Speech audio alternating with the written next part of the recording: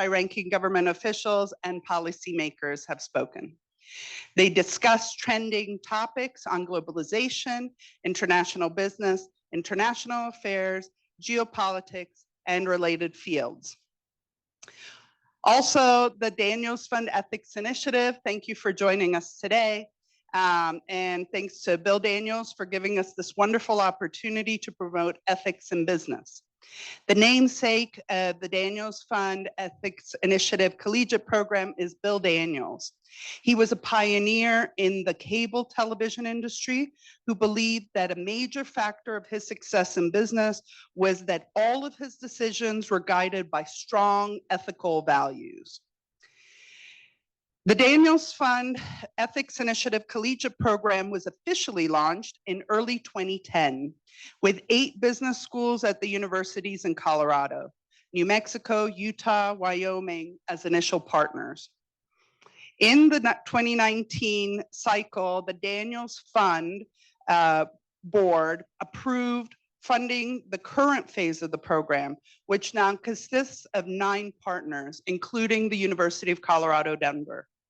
The collegiate program drives the strengthening of principle-based ethics education throughout each participating school. The ultimate goal is to instill high standards of ethics in our young people through the 8 Daniels Fund Ethics Initiative principles: integrity, trust, accountability, transparency, fairness, respect, rule of law, and viability. And they're all written right over here.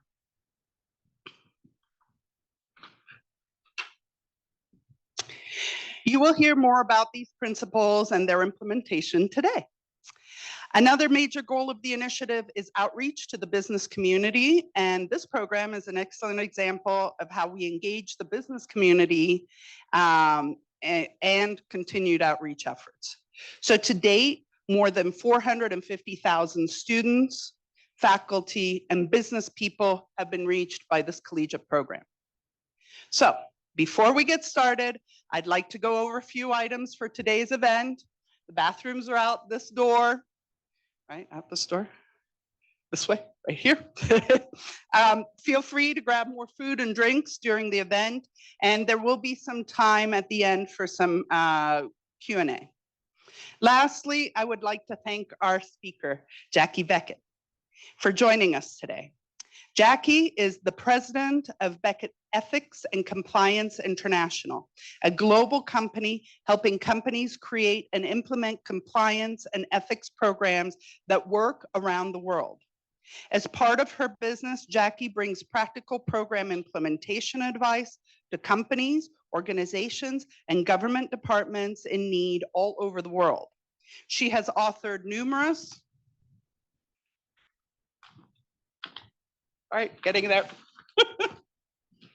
numerous articles and lectured on ethics and compliance and practical global program implementation at numerous seminars.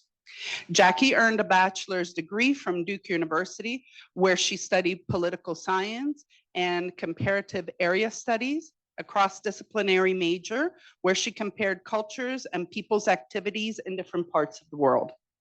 In 1993, she earned her JD, Doctorate of Law, from Georgetown University and is currently licensed to practice law in the United States.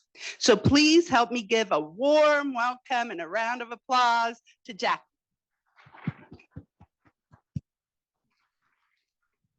Thank you so much. I apologize that I am sitting. I don't ever lecture sitting. I like to move around and wave my arms and everything else. But I broke my femur in September and I am still recovering. And I think if I stood through this whole lecture, you will be picking me up off the floor. So I apologize, but here I am, and hopefully I will still be able to wave my arms and do the things that I would normally do. This is going to be a very interactive program. I'm going to share a lot of stories and anecdotes with you, but I also want to hear from all of you and get your thoughts and your ideas. Questions are fine at any point. You can save them if you want, but you don't have to. Raise your hand, and when I come to a break, I will. So let's get started. So we started with a check-in question. What does ethics in international business mean to you? And who's got the other mic? Okay, so we've been putting those up on the board, and if you want, somebody can just stand there and read them. It's a good framework to get us kind of grounded in what we're going to do today. We'll start with the ones that were just handed to me. To me, ethics means, sorry, I'll use the mic. To me, ethics means doing the right thing when no one is watching. Fairness and understanding. Fair play. Awareness, respect, community, win, win, win. Ooh, I like that. Teaching every country with the respect they give to you. Doing what is ethically right for business at hand, more and logical evaluations and decisions. Respecting diverse international perspective on ethical issues. To maintain regal fairness among all stakeholders. Making decisions not just for your own bottom line, but considering the implication across borders and outside immediate areas affected. Cooperation. It means doing the right thing, even if no one is on my side. Ethics in international business means ensuring that the best thing for everyone involved is what is being achieved. It means that you act in a just way that is right, even if it doesn't always have the most profitable outcome. Doing the right thing, making the world a better place. Clear communication and comprehension through language and cultural business. Working collaboratively across borders to achieve common goals, and practicing accepted means of right and wrong behavior anywhere in the world. Wow, those are great, great synopsis of what ethics are in international business. I heard a lot of different things. I heard culture has to play a role. I heard ethics happens even if no one's looking. Ethics happens when it's not even, when it's tough, when things aren't going your way necessarily, but you have to do the right thing. The problem we have with ethics, though, is what is the right thing? Is the right thing what I think is right? Is it what you think is right? Is it what you think is right? Or is it what all of us think is right? Who gets to decide what the right thing is? And that brings into account the culture aspects. And that's what makes it even harder when you do international business. Because when you do business locally, every employee that walks in the door brings their own ethical baggage along. And I don't mean it in a negative, I mean it in a positive. You were raised a certain way. You had certain teachers in school. You interacted with certain friends. You faced certain challenges. All of that brings to the table who you are and the way you look at ethics. When you add the international component, now, not only are you doing what we would do here, but you have to take into account what would happen abroad, right? So it's very hard to know what the right thing is and what to do. So let's take a look and dive deep into this today, okay? So a little bit about what I do. I help companies do business in an ethical fashion. So what's that mean? What's an ethical fashion? It's not different for everyone, but it frames up differently for everyone. So I wrote a code for a NASDAQ traded, an ethics program for a NASDAQ traded company here in the US that does business on 4 continents. And the code is the same, whether you're sitting in the US, whether you're sitting in Uzbekistan, whether you're sitting in Peru, whether you're sitting in Indonesia, it doesn't matter, or Ghana, it doesn't matter. The code is the same. But the way you explain it, the examples that you give, and how you make sure people get it, that is different in every last one of those parts of the organization that I wrote this code for, okay? Why is that? Because what I relate to sitting here in Colorado is different than what the person sitting in Ghana relates to. And the situation that they face maybe is different than the situation I face. So I help give companies that are doing business in an ethical, I help companies do business in an ethical fashion, no matter where they are or how many markets they work in. Well, maybe, let's see. Okay. You still have to be able to operate in that country though.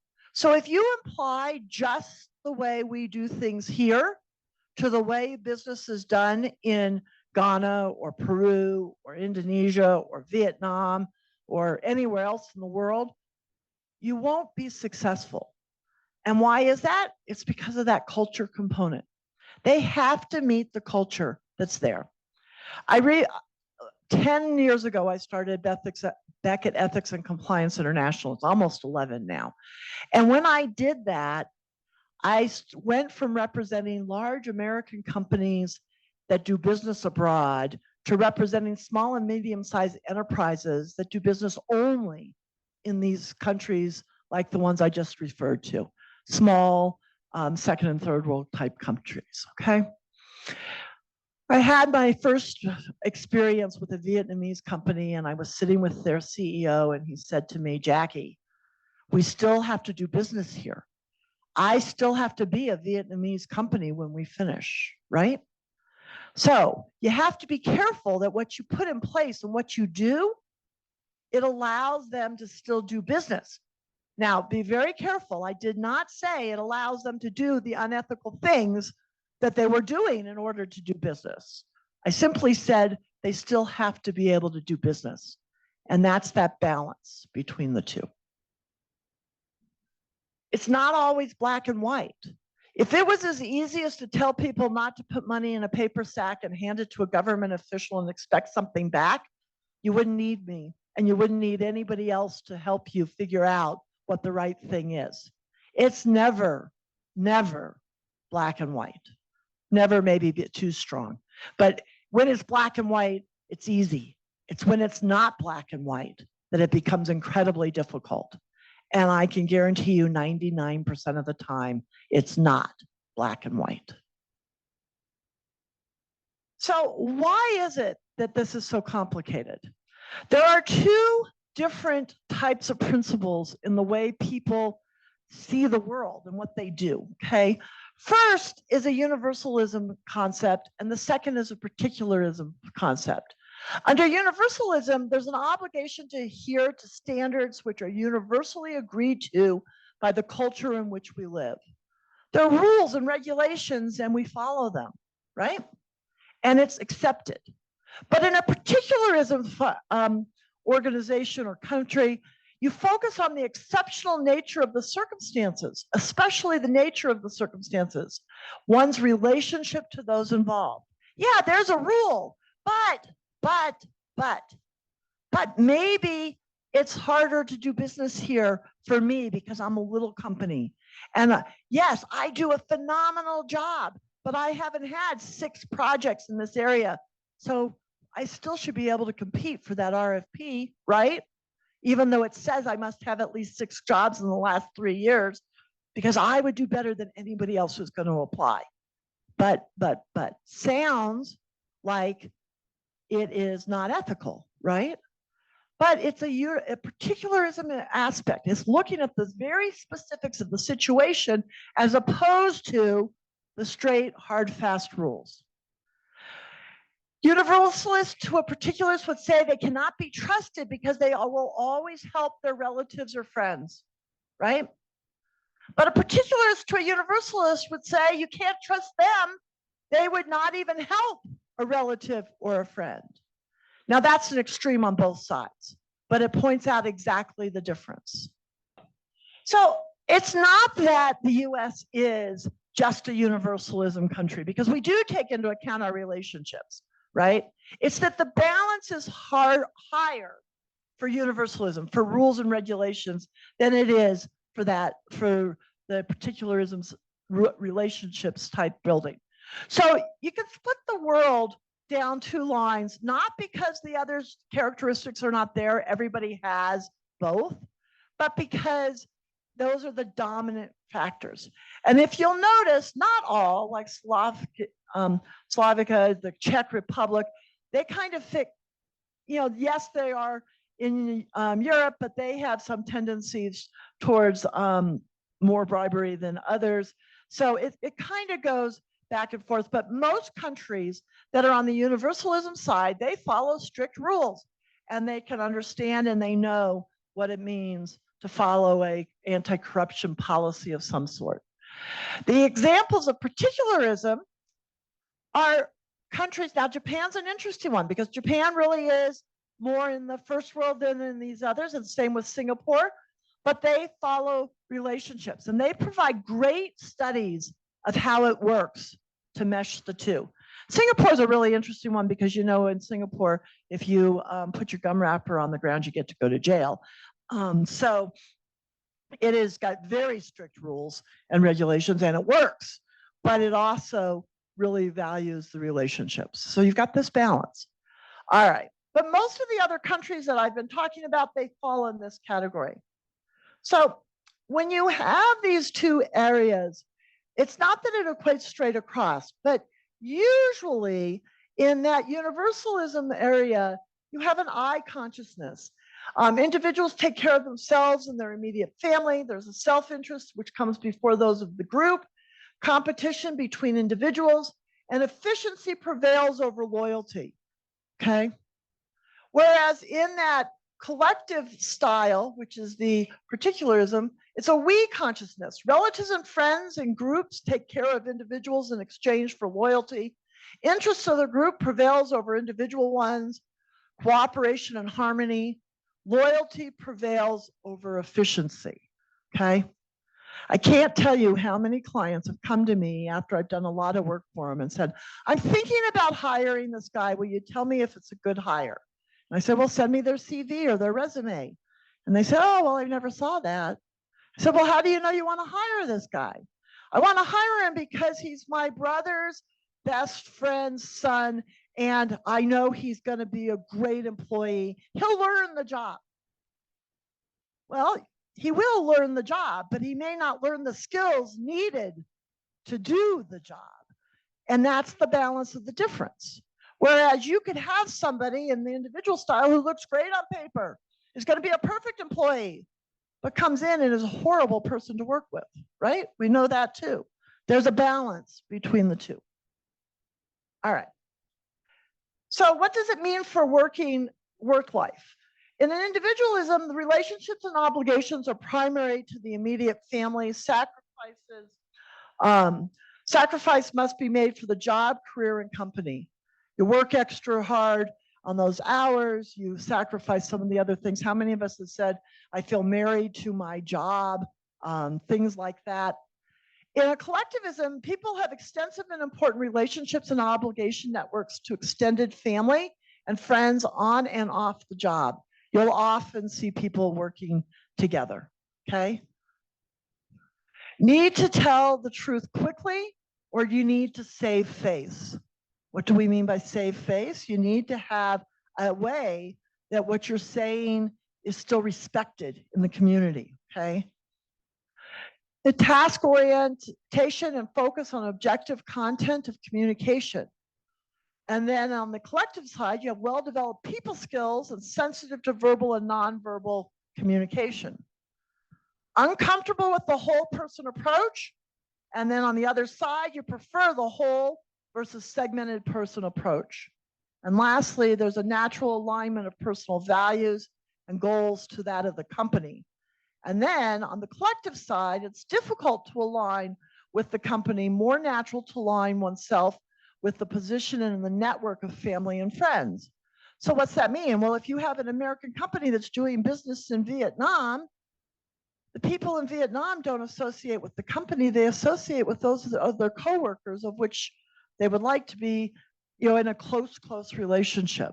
It's very different in the way they look at it. So when you go and approach saying, you cannot hire a relative, it's different in these two bases. Or if you're saying you need to hire because they've got the best qualified person for that job. why do I go through all of this? Well, I do it because that's the basis for how we look at the difference in the ethical standards and why there's differences in the way we do it. So when we look at the two, they in the same situation, you have to look at it through a different lens. So I had a general manager for a business who was in Nevada, and he chose a small community. Okay, everybody was related to everybody else, but he was very careful not to have the direct manager hire their child or their stepchild or their wife or their niece or their nephew, and instead set up Chinese walls, a wall between that new employee that they needed because the community was too small and the management structure. Why? Not because he couldn't be impartial in the way he evaluated that employee, because he felt he could. Now, I don't know if he could or couldn't, but because it would look to everyone else on his team like he wasn't being impartial. So he could see the potential for the conflict and address it. Same position with a GM in Peru. Well, he certainly didn't want to worry about the relationships, because if he hired his brother's kid was going to work double the hours of the guy standing next to him. And when something wasn't going right on the line, he was going to tell him, right? Because he was loyal to that GM, wanted to hire that guy. No Chinese walls there. He wanted that relationship. Complete opposites. Is there a solution? Is there a way that you can get both? How can you do it? Anybody got an idea? All right, we're going to have our first interactive piece. I hope you'll sit at the table that you're at and come up with a solution. What could both do to bring it more to the middle to make it something that makes sense? Okay. All right, chat about it at your table, and I'm going to just have one of you guys share, one table share. So we'll just spend about 3 minutes and just chat about what the solution could be to this hiring dilemma.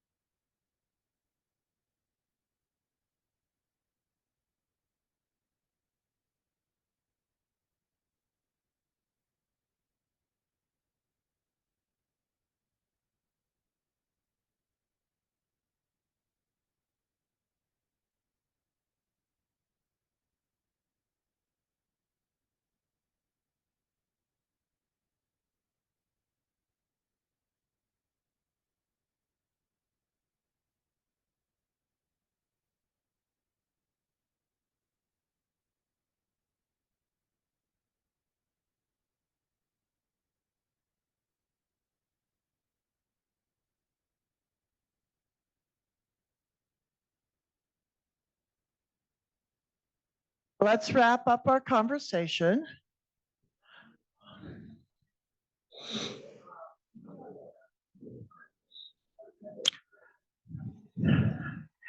Is there a table that thinks they came up with a great solution?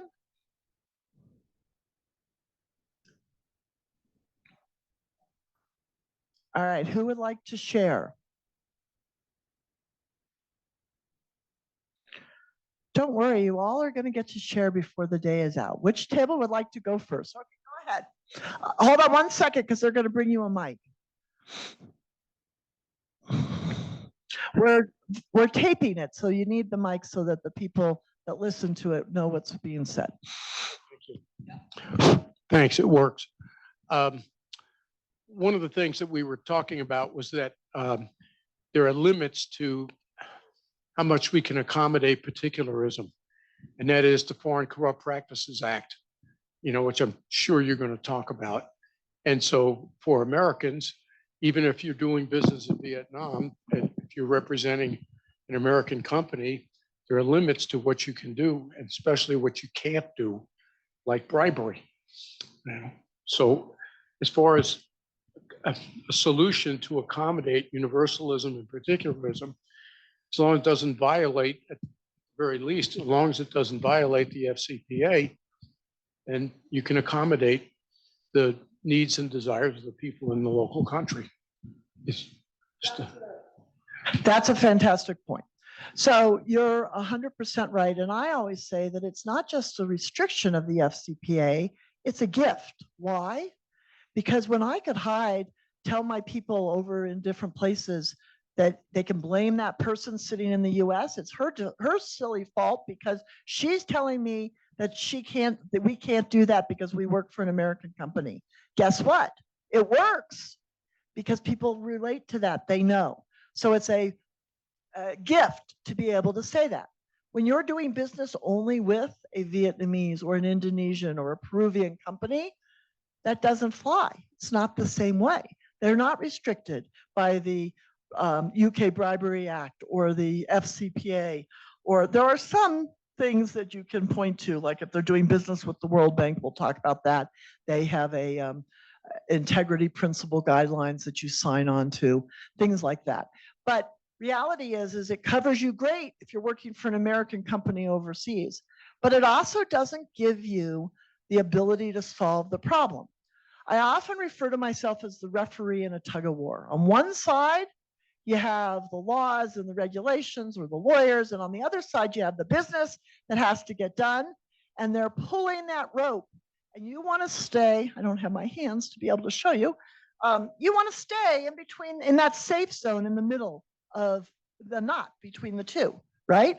Which is exactly what you were saying. We can go as far as we can without crossing that line. So in this situation, the recommendation that was met, the other thing I want to say before I tell you what we did is that you also have to remember that there's a lot in the explanation. If you explain to that manager in Peru why it is so important that he doesn't hire his son or his brother-in-law's child, his brother's child into that particular role, and you offer him a solution that allows him to get what he needed out of it anyway, then you get to a solution that works.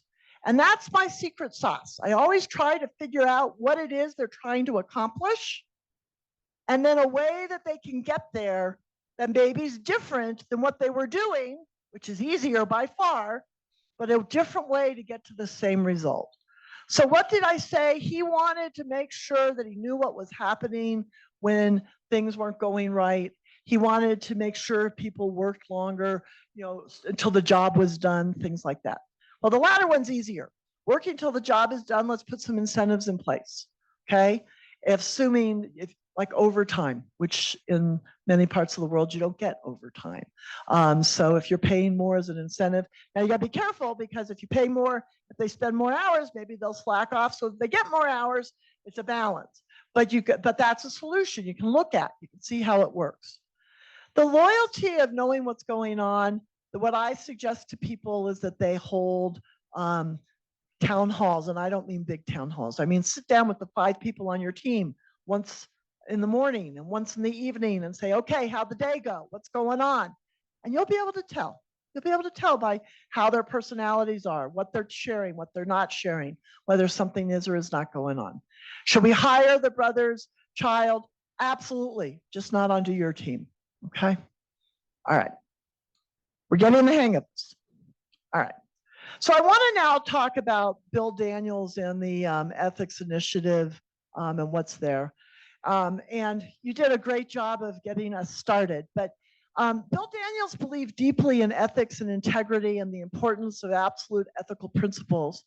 And he always based his decisions on what he believed was right, not just what he thought was best for himself or for his company. And this is a really important factor because what's best isn't always right, all right? And there are 3 great examples in Bill's life that I want to share with you. The first one is when he started his career, and I wrote them down in more detail so that I didn't get them wrong because I hate to misquote them. But in 1952, he opened a small insurance company in Casper, Wyoming, and he struggled to make it over the next 3 years. And in 1955, one of the insurance companies that he represented went broke. 2 weeks later, there was a railroad incident, and the railroad sued one of his clients under a liability policy. But the backer, the insurance company, wasn't there any longer.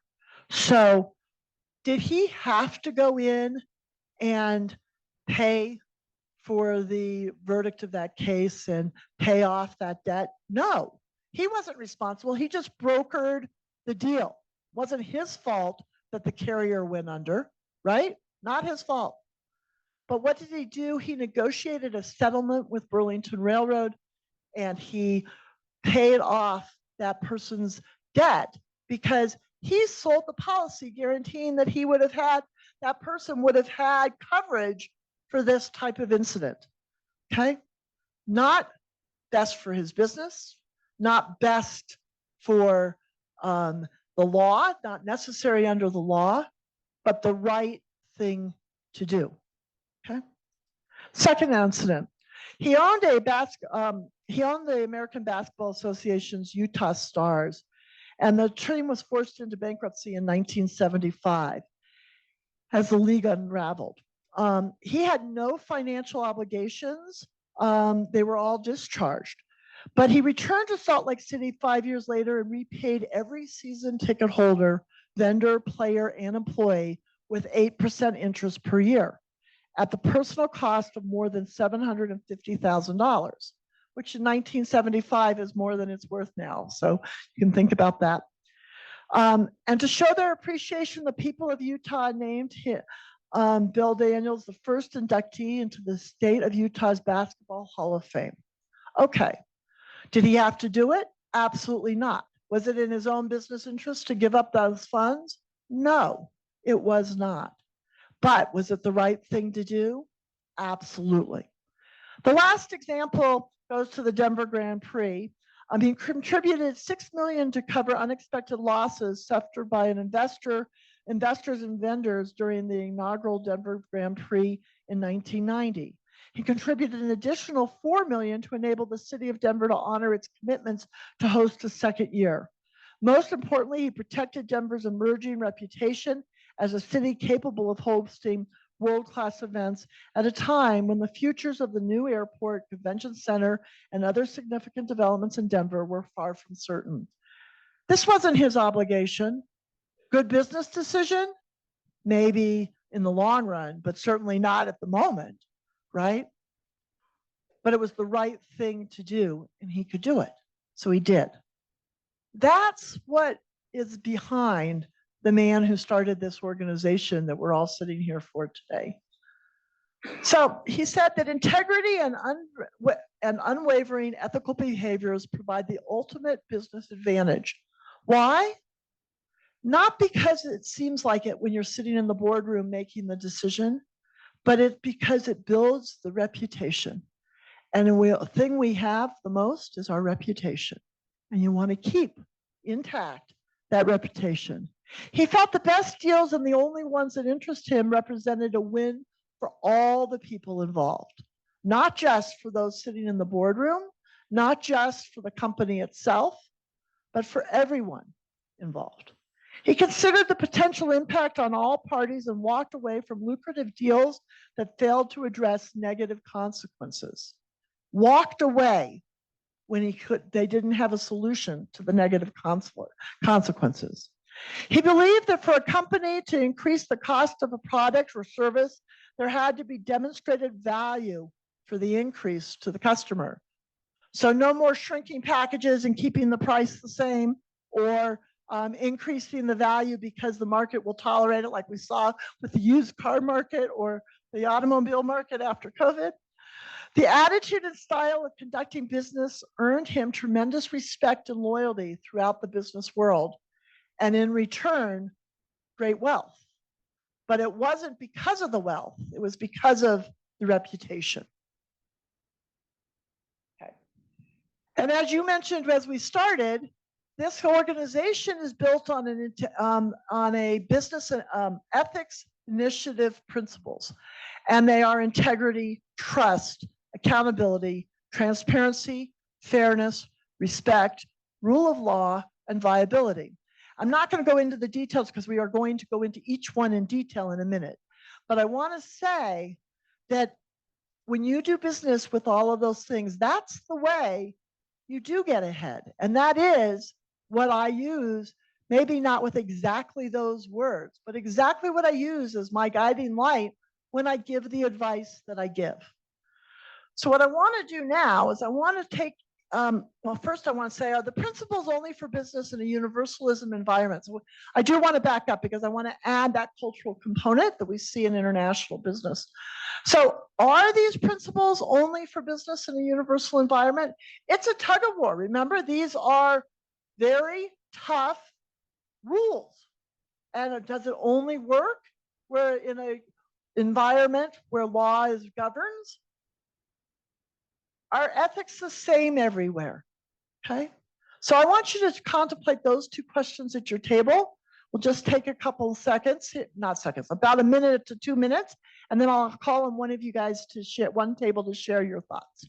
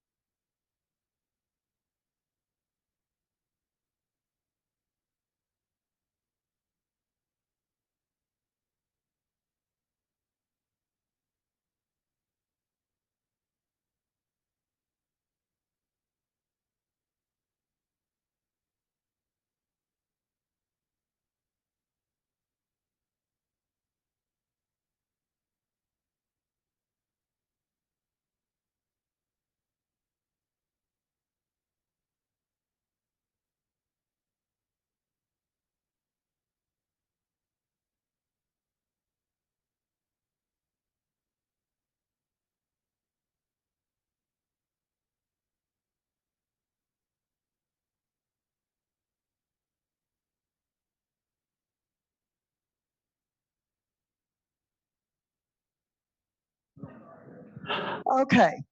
So what do we think? Are the principles only for business in a universalism environment? And are ethics the same everywhere? Who would like to share what they were talking about? Which table's going to share next? All right. Hey, hello. We said with ethics, we don't think they're the same everywhere. We said they change not only with like where you live, but with your age and time. Things you might think is ethical when you're younger, you get older, you know, you might be more willing to take a risk or cheat somebody for some money because you're old and you need it. So your age and that changes that. And we said for the principles, we think, no, that applies for a lot of things, collective, all that. That's kind of who you are. Like talking about Mr. Daniels, it seemed like a lot of his like values might be instilled in him from his parents or his religion or something. It seems like he's a good person. So I think all these principles is bigger than just universalism of business. It's who you are as a man. Thank you for sharing. So I definitely agree with you that the principles have to be everywhere. Then that these concepts seem so easy, you know, viability, rule of law, respect, fairness, transparency, accountability, trust, and integrity. Very small, teeny words with very lofty and complex meaning. Okay.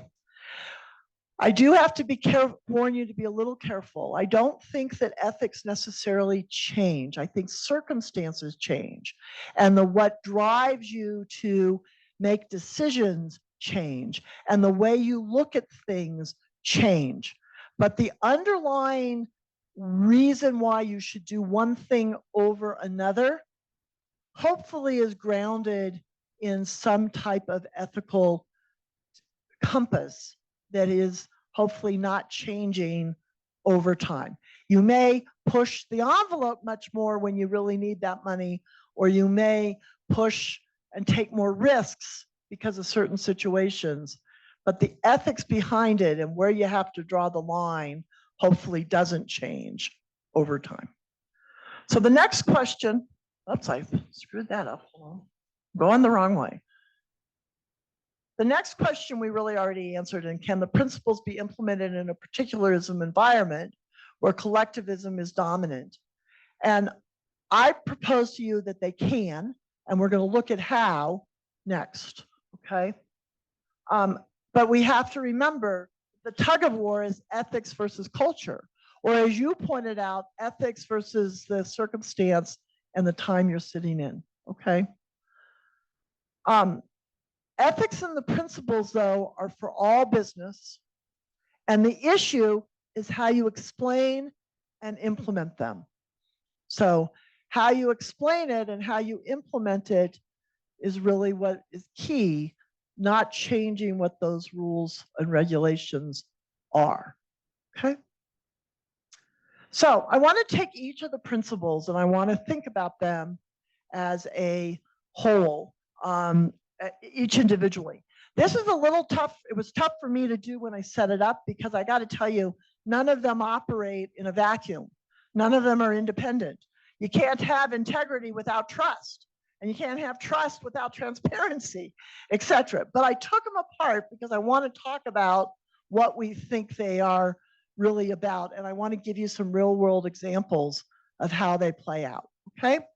So integrity is to act with honesty in all situations, okay?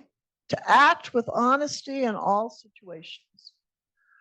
So here you go.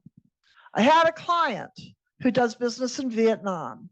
And in Vietnam, they submit a CV with every type of job application that's an RFP response, especially with the World Bank or another world-funded type project, okay? But Vietnam has a tendency to puff on their CVs. What do I mean by that? Well, they like to build them up. And so if I'm submitting my resume and I've been doing this business for 10 years, you heard me hesitate a little bit. Well, 10 years maybe doesn't sound good enough. So maybe it's really 15. So I write 15 on my resume, even though it's been 10, okay? And you can do that in Vietnam easier than other places because of two things. One, until about 1995, 99% of the country was owned by the business was owned by the government, and they didn't have a lot of private industry. And the government doesn't share any of those records, period. So, you worked for the government's construction engineering firm, no big deal. If it didn't do exactly what the job was, it's on there. That's one. The second reason is because when they did start privatization, companies were fly-by-nights. They would show up, they'd be there for 3 years, and then they'd be gone. So nobody would know if you really did that job or not because nobody could check it out, okay? So they puffed a lot. But I worked with Hannah on that project, and I got the job over Hannah. So guess what? I'm picking on you because I know your name. I'm sorry. Guess what? Hannah's pissed off. She's mad. So she's going to go report that I really didn't do what I said on my resume. That's a problem, right? Okay. So what would you do? Should you submit your resume that way? If you don't submit your resume that way, you're not going to get the job. Should you do it? Should you do it? Probably not. 98%. That's the percentage that the World Economic Forum believes and Transparency International believes put in 2010, puffed their CVs. 98%. Everybody else is doing it, so why not me? Okay. But what happens when you get caught? What happens when Hannah goes and reports that? Now what's happening? Are you following the principle because everybody else is doing it? Are you? No, you're not. And what happens is you lose the contract, not just you as the person who did it, but you lose the contract as a company because you put it in that way, okay? Even if I didn't know as the manager that put the RFP together that it was wrong, I lose the contract because I included it. Okay. This isn't a made up story. I can tell you that I've represented 7 clients, all of which had this problem. Okay. Some got caught, some I caught later after I was fixing a different problem they had. But all of them, across the board, had this issue. Why? Because it was prevalent throughout the country. So how do you solve it? That's the next problem. So I just told you what happened in reality. So what can you do to fix the problem? What can we do to fix the problem? The consequence, I'll tell you first. The consequence is you get debarred from doing business with the World Bank when that happens, and you can't do the contracts going forward, and you lose a lot of money. So you thought you were doing okay, and then all of a sudden you're going to go under. That's the consequence. So how can you revise it? What can we tell them to do that would be different? What stays within this principle of having integrity? Anybody got an idea? Talk about it amongst yourselves, and then I'll tell you how we solved it. Talk for a couple minutes at your table, and we'll get an idea, and then I'll share.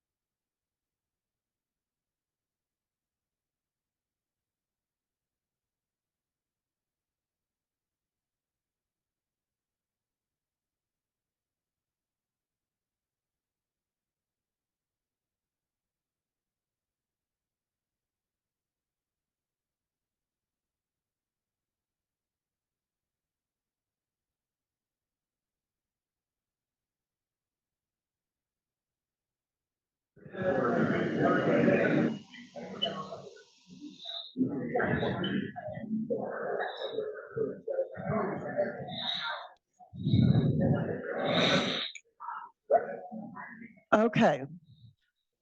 Who would like to share the solution they came up with? Anybody? Come on, which table's going to share this time? All right, if you didn't come up with a solution, you're going to share? Okay, great.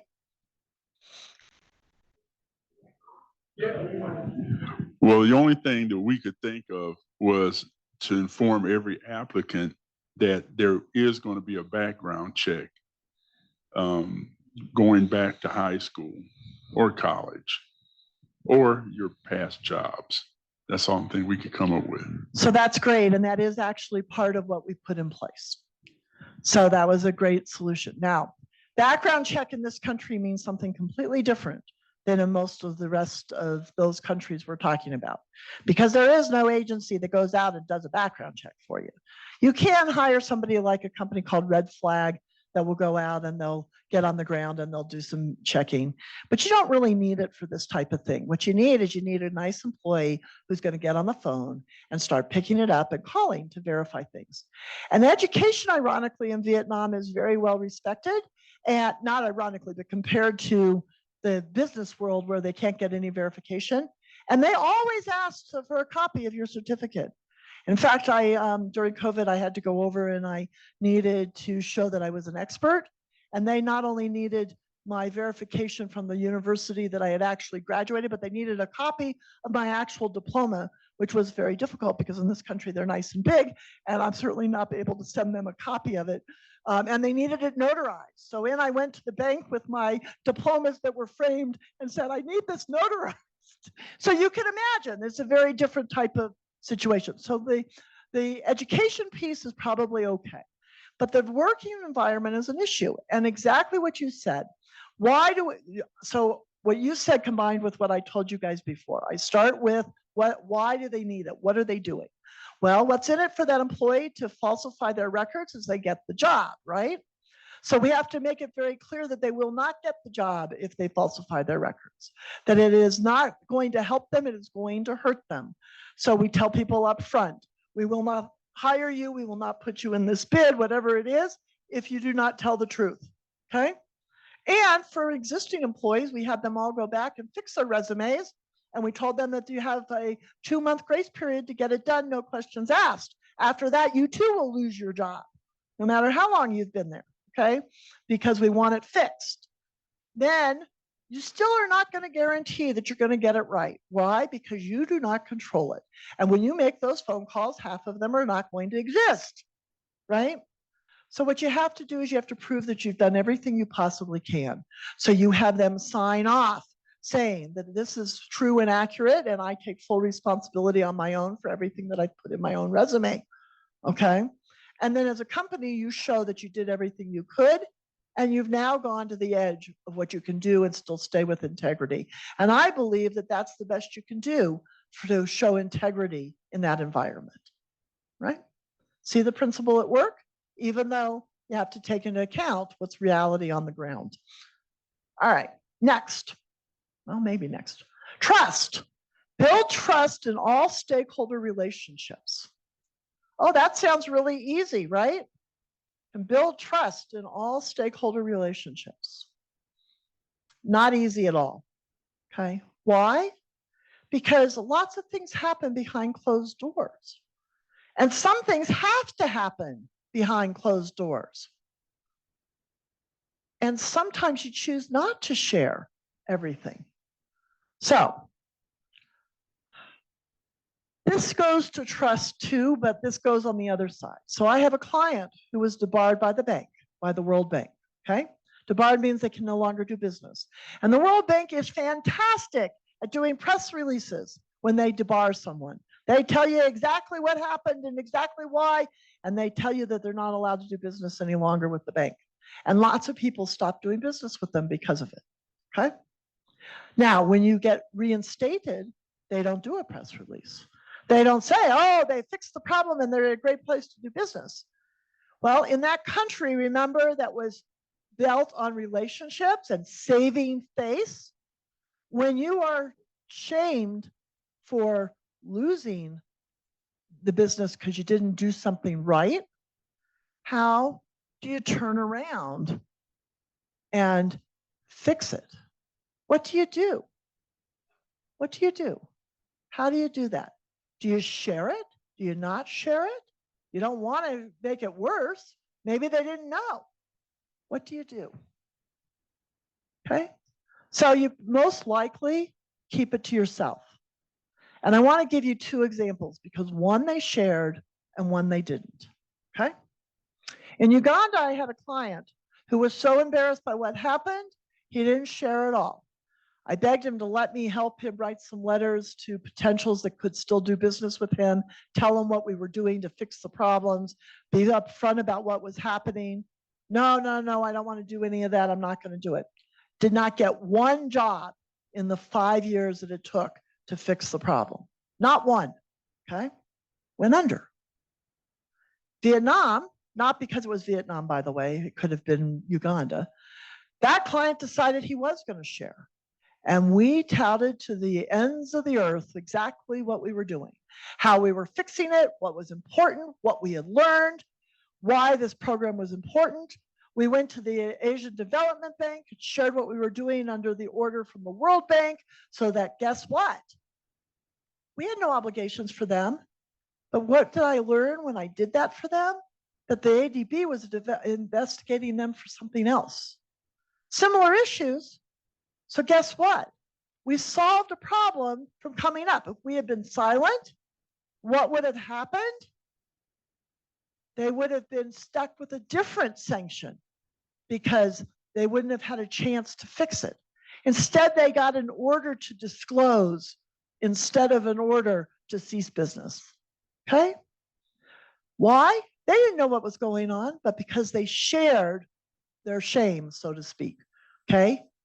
And in some ways, they saved face by sharing that shame. Not an easy decision, and not one any of the World Bank or the ADB bank workers in Vietnam had ever seen another company come in and do. But they shared freely, and they were okay. Okay. But now I've given you the what if, because what if is the example that came out of Uganda. Okay. So were they following the principles of trust even when they were not sharing? Well, that's a hard one because I don't know that not sharing isn't trusting. It's just not sharing. But that's that line. What's the letter of the law? Letter of what you're supposed to do versus the right thing to do. Not easy, but the right thing to do. So what happened in reality? I already told you, I'm sorry. And were they still following the principles? Absolutely, because they went out and they shared what was there and they built trust in those stakeholders. This isn't the only type of example in this scenario. You build trust in your stakeholders by sharing with your employees, by setting up. I have another client that they set up a quarterly meeting where they asked the employees to share anything they wanted and ask any questions, and they shared about their business. Never done before in that environment. They thought I was crazy, but guess what? They saved probably 50% of their employees from walking out in a 10-year period of time. Yes. Hold on one second. Let's get you a mic.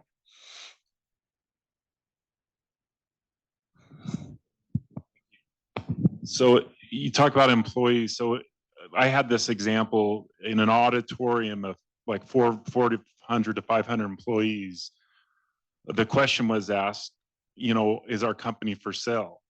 So the CEO's in front of the whole auditorium, all his stakeholders, employees. He says, no, we're not for sale. 3 days later, merger comes, acquisitions. So that CEO could have been honest with his employees. However, the SEC is saying you can't divulge that. So in a situation like that, how do you show loyalty to your employees, but at the same time adhere to the SEC reporting laws? So that's a great question, and it is a great tug of war because you have obligations on both sides, and you can't meet both 100%. So what I would tell you is that you stand up and you say, unfortunately, I can't answer that question at this moment. Why? Because it tells the employee, yes, you're probably for sale, but it doesn't violate what the SEC is requiring you to say. Or you start by saying, I really wish I could share more, but unfortunately I can't at this time. And then somebody in the audience is going to scream out, that means we're for sale, and you have to keep your mouth shut. But that's how I would solve it. And it's not perfect by any stretch. All right. So is it easy to follow? I just gave a great example of where it's not easy at all, right? And it certainly wasn't easy for that client to march in and say, I made a mistake, right? In a safe face environment. All right, accountability. Accept responsibility for all decisions. Wow. I don't make every decision. And so why should I accept responsibility for every decision? You made the decision, you should take responsibility for it. Not me, right? This isn't boding well for people sitting up front because I can't get up and walk around and point at people behind, which I usually do, so I apologize. You have to accept responsibility for all decisions. Why? Because who's heard the phrase, the buck stops here, right? The CEO may not have had anything to do with it, but in reality, the buck stops there. So the real life example that I want to share with you, there are two. The first is I've titled the subsidiary. I have a client who was debarred from the bank. Again, I do a lot of work right now with the World Bank, and so a lot of my examples are coming from there. But they were debarred. The reason they were debarred was because a subsidiary had filed an application, an RFP, they got the bid for a project that they weren't really doing, okay? Somebody else was doing it on their behalf, okay? So they had an agreement, it was like a partnership agreement, but they weren't doing even 50% of the work. They were doing about 5% of the work, and the other company was doing 95%. They didn't even have a manager on site to do any of the oversight. Okay. But the reason they got it was because that company had a good reputation. That's why they submitted the bid instead of the unknown company that did the work, right? Accountability. The main company, 13 subsidiaries, the main company said, that's our fault. We have to take responsibility. What happened? Well, the whole organization ended up debarred. Good decision? Not a great one, financially or business-wise, right? But reputation-wise, yes, it was the right decision. Did they have to do that? No. Their subs are a little different in their structure under that law, but so they're not protected completely from the actions of a subsidiary, but pretty close. So they didn't have to stand up and take responsibility. And the other 12 subsidiaries certainly didn't have to take any responsibility for that one's actions. So what would you do? Would you do that? Would you stand up and say, yep, buck stops here? I don't know. Okay. If you're still following that, are we still following the principle if you don't take responsibility? Another tough question, right? Maybe. I don't know if they had come to me and said, should we take responsibility for this? I would have said yes. Why? Because they didn't know about the deal. They weren't part of it. Maybe they didn't have to. But was it the right thing to do? Yes. When I've told them it was the right thing to do, yes. They then provided the support to get them out of the trouble, everything like that. Okay. Okay. So in reality, I've told you what happens there. Here's another company. It's a mining company. Has a mine on the top of a massive, massive mountain. And their area of influence is about 100 miles, but the ore has to travel down a very windy road for closer to 500 miles. And a byproduct, when you mine hard rock, you get gold, silver, and mercury and copper out of everything, okay? And what makes you a gold mine is because gold is the largest ore that comes out. What makes you a silver mine is there's more silver than there is gold or copper or mercury. What makes you a copper mine is there's more copper than silver or gold or mercury. And if you are a mercury mine, you might as well close your doors because that's not very profitable, okay? But this particular gold mine had a lot of mercury, lots of mercury as a product. And they probably could have been a mercury mine, so to speak, because of the amount that was coming out. And they shipped it down the mountain. They didn't do it themselves. They had a subcontractor who drove the mercury down the mountain, okay? And that mountain was very windy, and the guy who was driving was very sick that day. And he pulled over every about every 2,000 feet and, got out of the car, took breath, did what he needed to do because he wasn't feeling well, got back in and kept going. Now, this particular road goes through lots of very small towns, and the mercury wasn't sealed very well, which he, by the way, did himself, okay? And it spilled all the way down the road. This is public knowledge, so I can share it, okay? It spilled all the way down the road. And over 3,000 people were affected by the mercury. Why? Because in this culture, mercury has medicinal, wonderful values. And they picked it up, they took it home, they wore it around their necks, they took it into these small cabins, and they boiled water and thought it was going to cure everything, and they thought it was coming from this great, wonderful mine, okay? So the initial thought of the mine, not our problem. We have a subcontractor, it's their problem, not our problem. Major mistake in hindsight. Why? Because they could have solved the entire problem if they'd given everybody the medical care that they needed. They took responsibility, they stood up, they took that accountability, and they fixed the problem. Instead, they got sued individually in the state of Colorado by 3,000 people, okay? Major issue, okay? Wasn't their fault. Would they win the lawsuit? Maybe. But reality is, it was their irresponsibility. It was their mercury going down the road where these big trucks go every single day through these communities, okay? That's the difference. All right. Next one, transparency. Maintain open and truthful communication. Oh, that sounds really easy, right? Really easy. Not so easy, but it's my silver bullet, I tell people. Why? Because if you're transparent, you can't be committing fraud. If you're transparent, you cannot be making a bribe. Have you ever heard of somebody who wants to put the bribe on their books? Have you ever heard of somebody who's going to stand up and say, guess what? I've only worked for 3 years, but I'm going to put on this application 6. Nobody does that. Transparency is a silver bullet. And when people don't want to talk about fraud or corruption or collusion, you talk about it in terms of transparency. If you're transparent, you're not doing those things.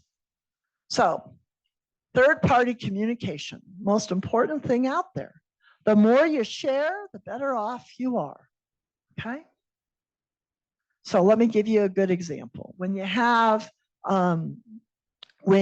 are doing this work and you don't share, you often are putting something under the table, or they're putting something under the table to you. So what I do is I say to people, we have an agreement with our suppliers. And we tell them, we don't care necessarily what you do with any other of your contracts. But when you do business with us, here's how you do business. And I make a pamphlet for them. And it's a third-party pamphlet that explains what it is to do business this way. And then we help them learn and understand what it is. Why? Because the violations of the FCPA are about 68 to 80% caused by a third party, not your company itself, somebody outside the company, right? So now remember, the companies I'm representing now are all within an individual country, but they have the same issue. Their employees are going to understand exactly what to do, but the third party isn't bound by that. They don't care. So we make them bound. We put them under an agreement saying, when I do business for you, I'm going to do it upright in an integrity way. And what happens is they learn that they do better business that way. They do better business that way. Why? Because they have to have a better standard. And we're going to talk about that in a minute too. Okay. So we've really kind of covered this one. Fairness. Engage in fair competition and create equitable and just relationships. So I want to talk about that RFP that I've been alluding to, where the client decided to change the years that he had done business. He clearly believed that he had the skills, and he did have the skills to do the job. Absolutely did. And it wasn't fair that they arbitrarily picked 3 years and 5 years instead of 3 years for the amount of time you had to be doing business in this way. Very first RFP for the World Bank he'd ever answered. And he changed it. But he was qualified, very qualified. And guess what? He didn't even get the job.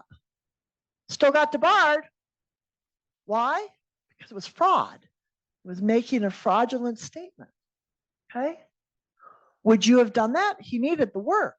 This goes to what you were saying earlier. Would you do it because you really need the work and you know that you can do this job better than anybody else? You know the market. Would you do it? Chances of getting caught are pretty small.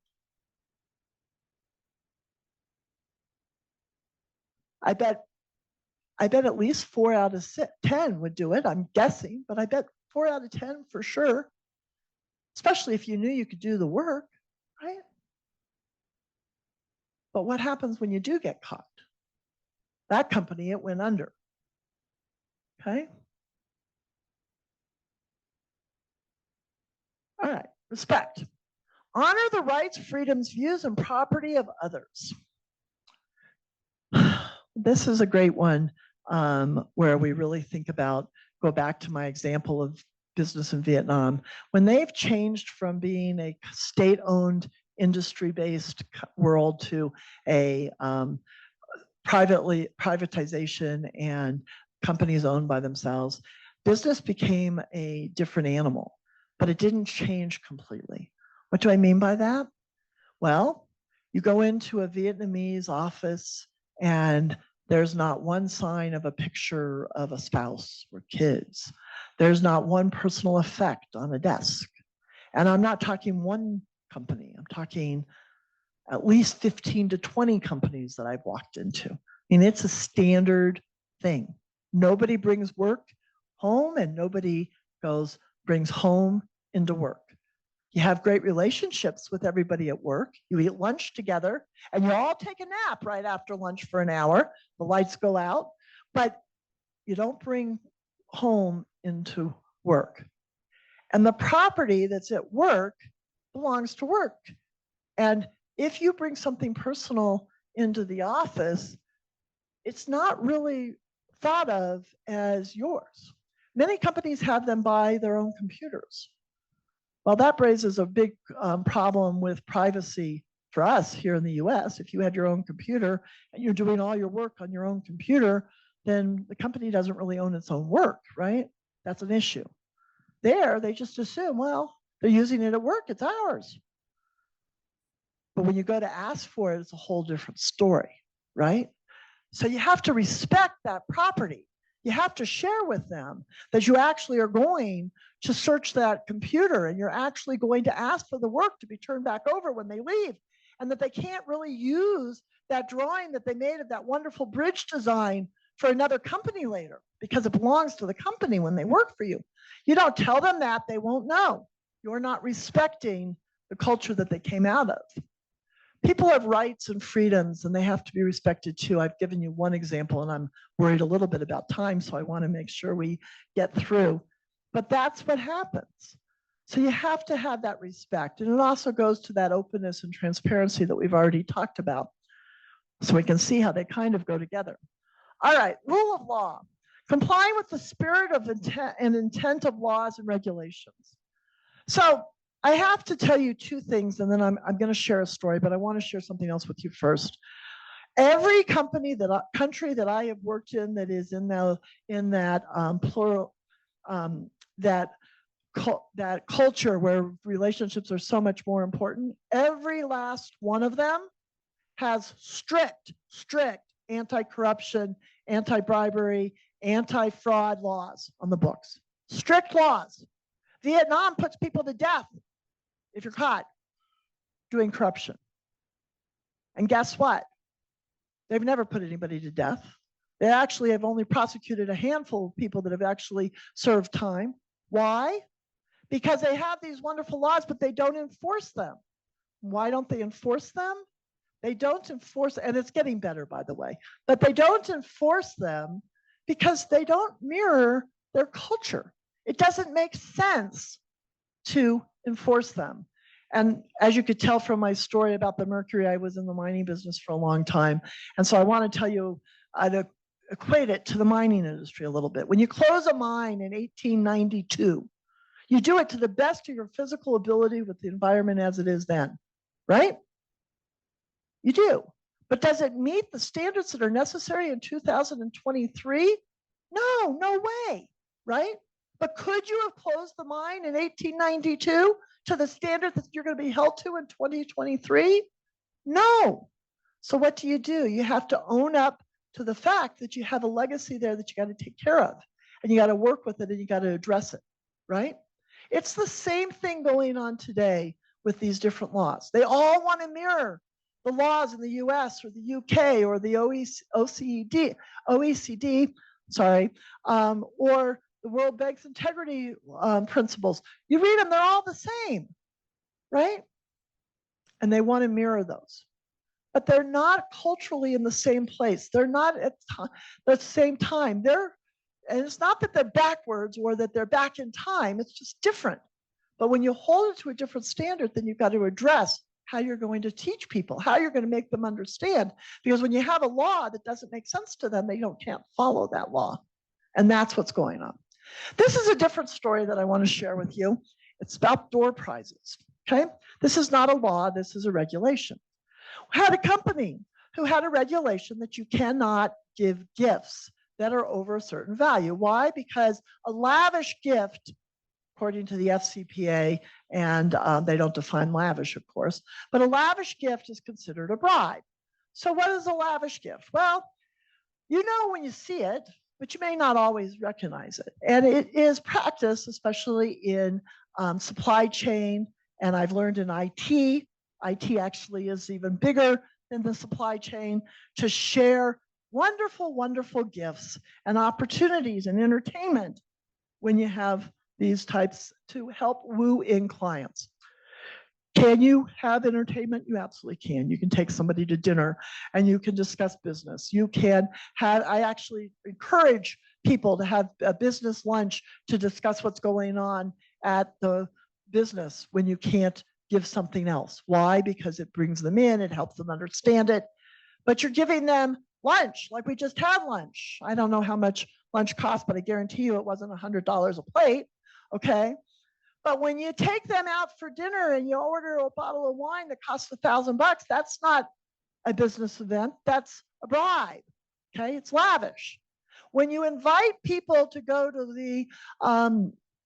the World Cup and you sit them in a box and you fly them over and you put them up and you have every meal and you entertain them the whole time, that's not entertainment, that's a bribe, right? But when you really want to go, it doesn't sound that way. So we had this client and they were giving a Christmas party. And they asked, can our supplier help us with the Christmas party? And I said, sure, your supplier can help, but you got to do it 50-50. And they need to be inviting their people too. So it's a shared event. And then they called back and said, well, the supplier would like to give a favor to everyone who comes in the door. I said, well, that's okay too. Maybe they'll give out something worth less than $10, okay? And they said, well, $10 really isn't realistic. I said, okay, so less than 50. So then I didn't hear back. They said, well, we can't do that either. Instead, we're gonna do door prizes. Can we do door prizes and give out something bigger? And I said, yes, you can. So, you know, you can give out a door prize, 1 or 2 door prizes like that. They wrote back and they said, party was a great success. Thanks for the advice. Well, you want to know what they did? They didn't give out door prizes like you picked out of a hat and 2 or 3 people got a door prize. They gave every person who walked in the door a door prize. An iPad, an iPhone, a computer, a television, massive gifts. Oh, a Rolex watch was one of them. They weren't the same, but they all got something. That is not a door prize, that's a bribe, okay?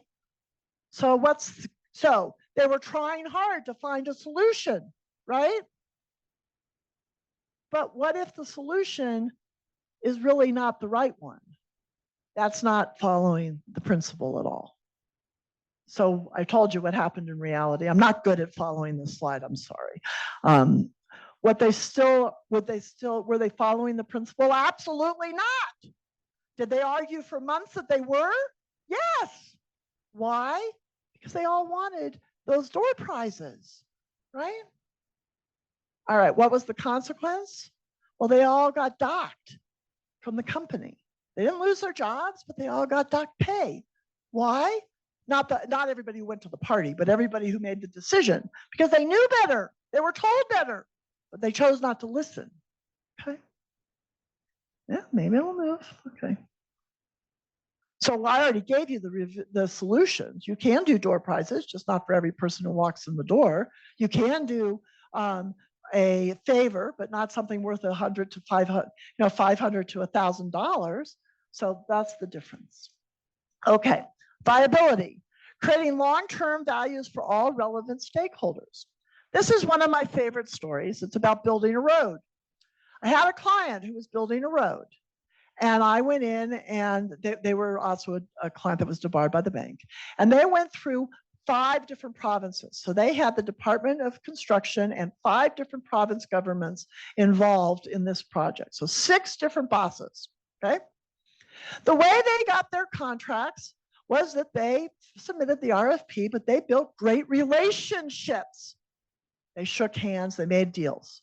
And then they gave thank you gifts, different than the door prize, but a thank you gift. Well, thank you gifts are also okay. But what are okay? Okay is dinner out to say thank you. What's okay? Maybe it's, again, something under the value of about $50. Okay. Definitely not lavish. Maybe 100 if it had to be. But certainly not 20% of the value of the contract.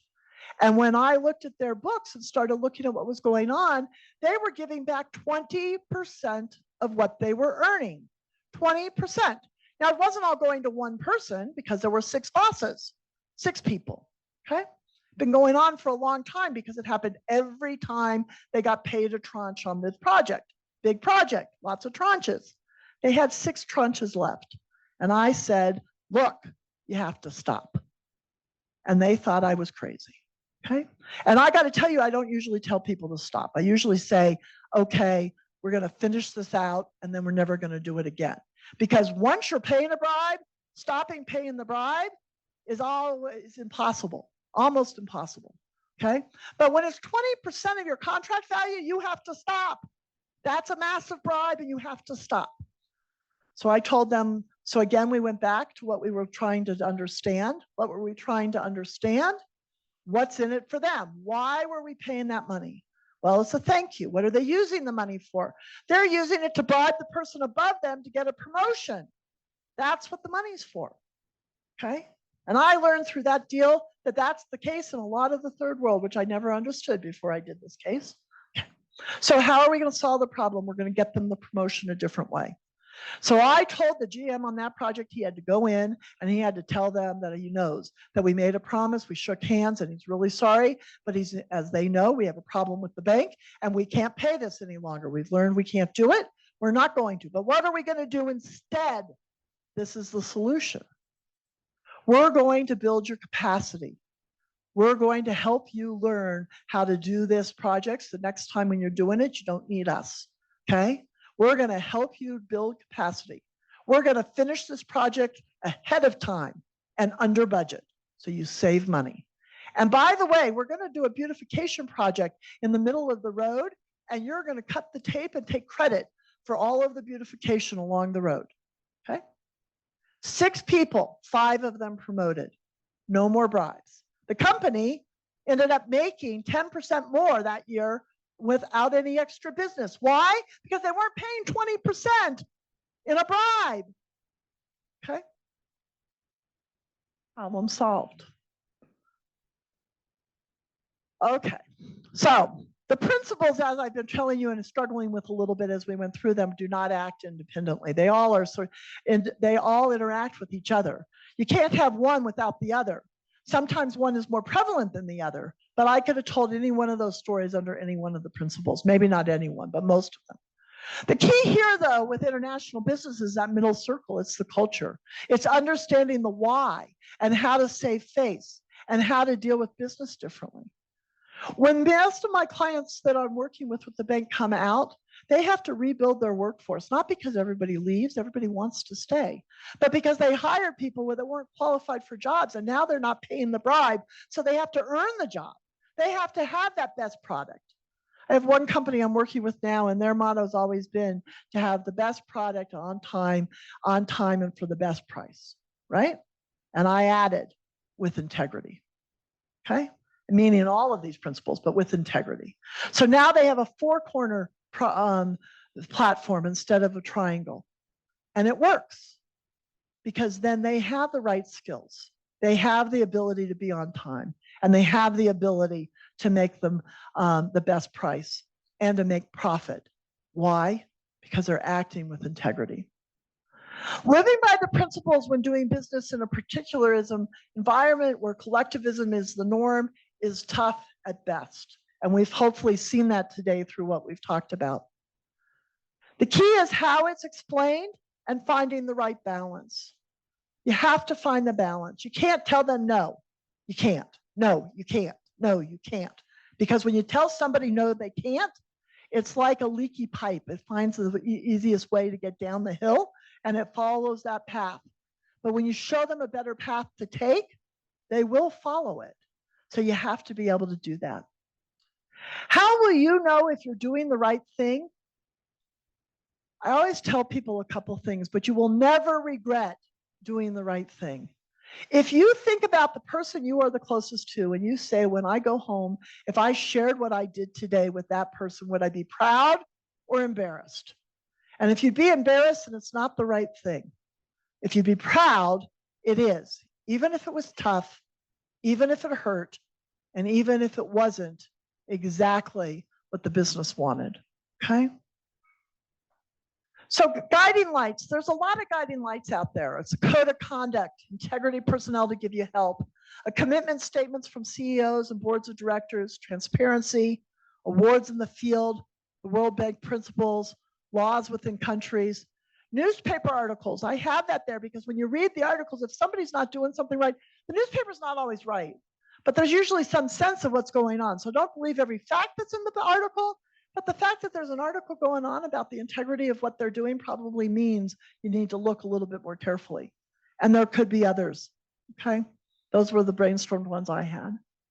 When you're looking to determine ethics in a company, I ask you to look at the culture within that company. It's public-facing information, it's transparency, it's code of conduct.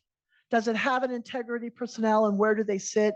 Be careful, that's not sustainability groups. That's actually the integrity group. Commitment statements from CEOs and boards of directors, awards in the field. And I encourage you to do your research, newspaper articles, websites and ratings, interview with good questions, have those in your pocket. You want to figure it out before you get into the place, etc. So that does bring me to the end of my presentation. I want to say thank you to everybody for coming and joining us today, and especially to Jacqui for coming to speak with us. So thank you so much.